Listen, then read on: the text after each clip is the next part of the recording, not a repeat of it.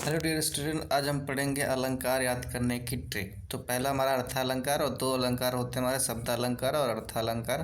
तो पहले हम अर्थालंकार की बात करेंगे। तो जब पंक्ति में योजक चिन्ह यानी जो योजक चिन्ह है आए शब्द में आए और शब्द में क्या दिखे सा से सी या शम ये शब्द दिखे तो वहाँ पे हमारा कौन सा अलंकार होगा? उपमा अलंकार होगा।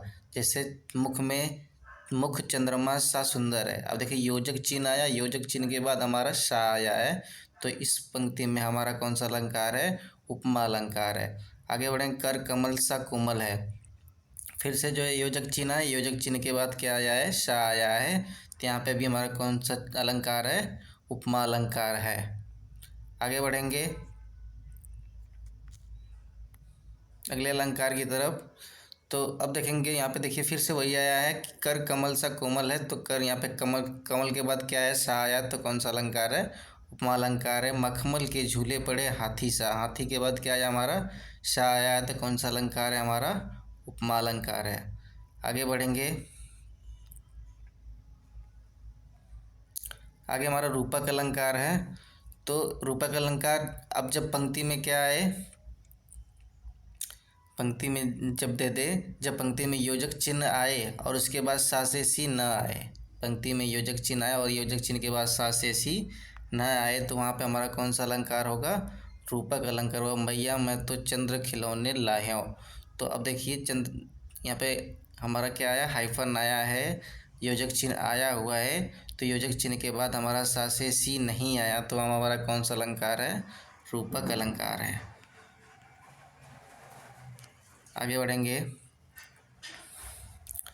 दिया है चरण कमल बंदो हराए। देखिए चरण कमल के बीच में क्या आया? योजक चिन्ह आया, लेकिन सा से चिन्ह नहीं आया, तो हमारा कौन सा अलंकार है?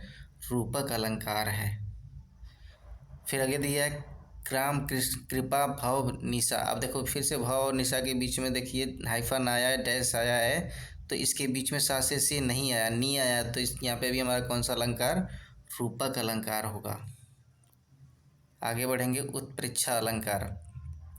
तो देखिए यदि पंक्ति में ज्यों, पंक्ति में क्या आ गया? ज्यों मानो इयो मनु जनऊ जानू जनहु मनहु जनहु, इस तरह का शब्द आता है, तो वहाँ पे हमारा उत्प्रेक्षा अलंकार होता है। तो जैसे हमारा देखिए जनहु शब्द आ गया यहाँ पे, पहले वाली लाइन में उदाहरण में हमारा क्या आ गया है? जनहु शब्द। यहाँ पे ये हमारा कौन सा अलंकार? उत्प्रेक्षा अलंकार। नेत्र मानो कमल है, तो मानो फिर आ गया, तो यहाँ पे कौन सा अलंकार हमारा हो जाएगा? रूपक अलंकार, उत्प्रेक्षा अलंकार हो जाएगा। आगे बात करेंगे उत्प्रेक्षा अलंकार का अन्य उदाहरण अब और देख सकते हैं हम कि सोहत ओढ़े पीठ पतूत श्याम सलोने गात मनोह नीलमणि सैर पर आप तो परियो प्रभात। तो फिर से देखिए यहाँ पे जो हमारा ये शब्द आ गया, मनहु शब्द आ गया, तो कौन सा अलंकार हमारा? उत्प्रेक्षा अलंकार। आगे बढ़े। अतिशयोक्ति अलंकार। जहाँ किसी गुण या स्थिति का बढ़ा चढ़ाकर वर्णन किया जाता है, तो वहाँ पर हमारा अतिशयोक्ति अलंकार होता है। तो यहाँ पे देखिए दिया है आगे नदी पड़ी अपार। अब नदी के आगे अब घोड़ा कैसे उतरे पार। अब देखिए यहाँ पे ऐसी किसी बात को बढ़ा चढ़ा के कहा जा रहा है, तो यहाँ पे हमारा कौन सा अलंकार? अतिशयोक्ति अलंकार। फिर आगे दिया है राणा ने सोचा इस पार तब तक चेतक था उस पार। यहाँ पे भी किसी बात को बढ़ा चढ़ा कर बोला जा रहा है, तो यहाँ पे हमारा कौन सा अलंकार? अतिशयोक्ति अलंकार। आगे बढ़ेंगे। मानवीकरण अलंकार।